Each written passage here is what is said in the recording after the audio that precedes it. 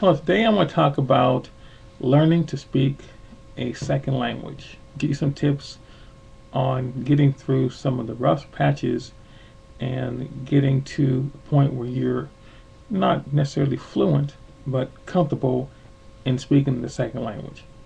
Now, let's take, for example, someone who wants to learn to speak French and they take a course either in school, let's say it's high school, college, night course, or they buy a tape series or book.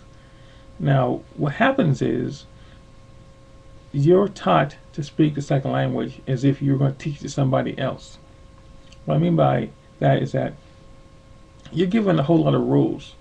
They tell you about tenses and talk about things like, well, this is a personal pronoun and this is feminine and masculine and familiar and past and present and future.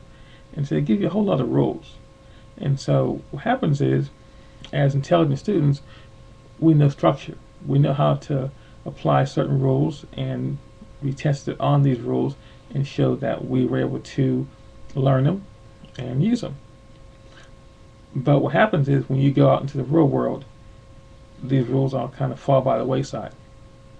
And you start to think too deeply about applying the rules when language is dynamic.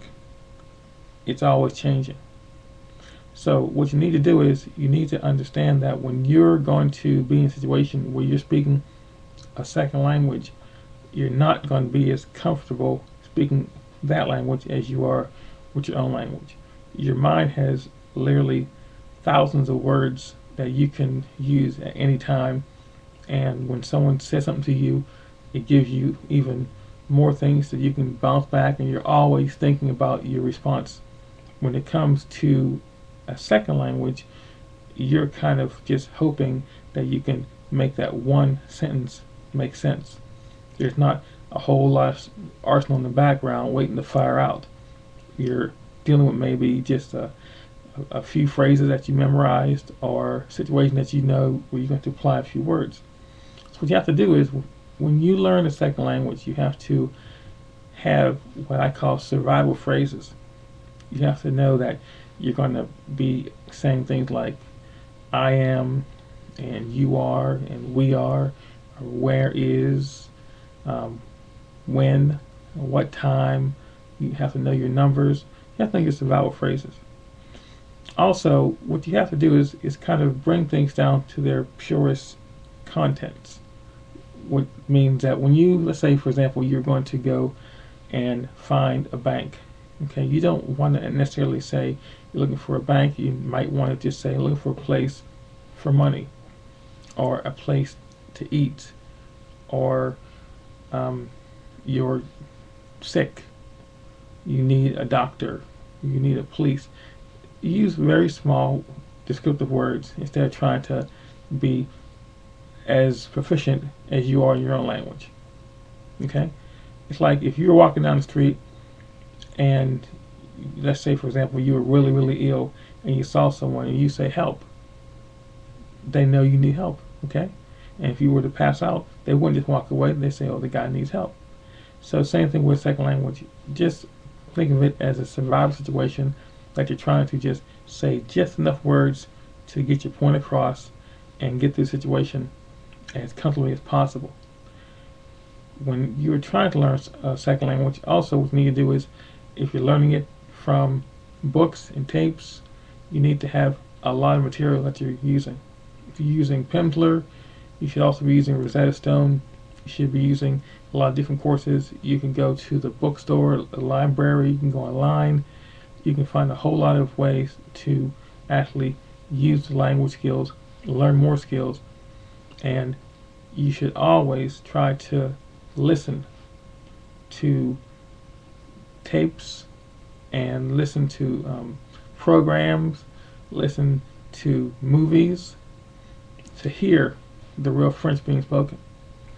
You'll notice that whenever you have a course in a language, let's say you're having a course in Japanese, and they're going to say to you, they're going to tell you to count. They say, Okay, counting in French or Japanese, they would say, in Japanese, of course, they would say, ich, ni, san, chi, go, and they move on to there. But when you hear someone actually speaking the language, they're going to be speaking a lot faster than that. Okay, so what you need to do is you need to go to a place or create a situation where you're hearing the real language being spoken. So again, you can buy movies in that language and listen to these movies. You can, one thing I used to do, they have the Bible. They're on tape. Okay, the Bible's on tape. So you can actually listen to the Bible in the second language.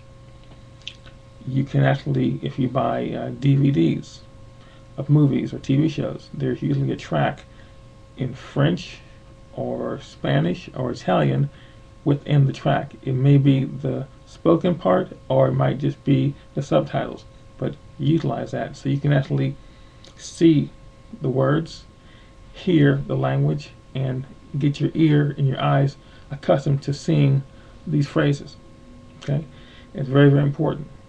And the other thing you want to do is when you are trying to speak the language, again, let the person know that you're not a native speaker, and just say what you can say. Don't be intimidated by the fact that they can speak the language perfectly, because just as you were born with your language, so were they born with their language. And a lot of people in different countries say the exact same thing. We all say, how are you? I hate my job. I feel like I'm fat. I need to lose some weight. I love football. I mean, these phrases are universal.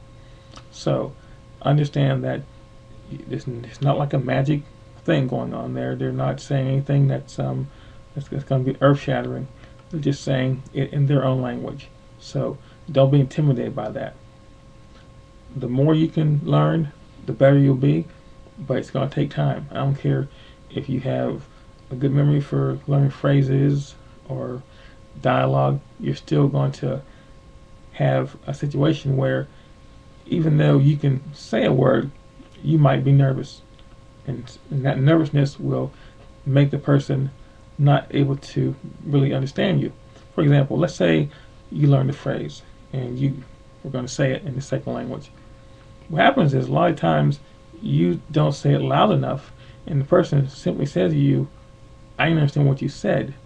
And you think they're telling you that you said the words wrong.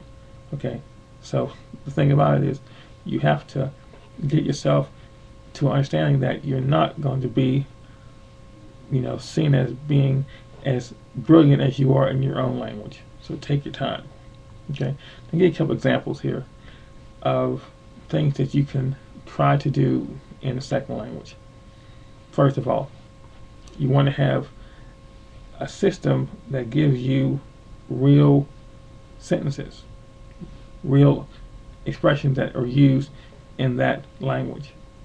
If you are going to go to, let's say, Quebec, you're not going to have the same type of French as they speak in Europe. So you need to understand that. You're going to go to Haiti, same thing. If you're going to go to any place other than Europe, it's not going to be the same kind of French. Japanese, the same thing. There are different phrases that men use and women use. So you have to understand that you need to speak to your own sex. And the other thing you want to do is understand that when people speak, they're speaking at full speed. So it's important for you to learn to listen as well as to speak. Because when people are listening to you, you might be saying things slowly, but when you hear people around you, they're going to be speaking at the full tilt. Okay? So that's an important thing to do. Understand that. Another thing, if you're someone who wants to learn not to be fluent in a second language, you might just want to have fun in a second language or learn parts of many languages. You might want to learn how to count in 10 languages. You might want to learn how to say one phrase in a different language. Maybe like 5 different languages. Like I've seen things where people say, okay, how to say I love you in Korean and Japanese and Swahili, whatever. You can have fun with that. Or just learn how to say greetings, like say good morning or how are you in different languages. Have fun with it. Because again, these are languages that are used all around the world, but the words are pretty much the same. They basically say the same thing. Everybody says thank you. Everybody says I love you. Everybody says have a nice day. So don't be mystified by the second language. Just understand that if you put these word sounds together, you'll get the desired result. Okay, so until next time, you have a great day, and we'll talk to you soon. Bye now.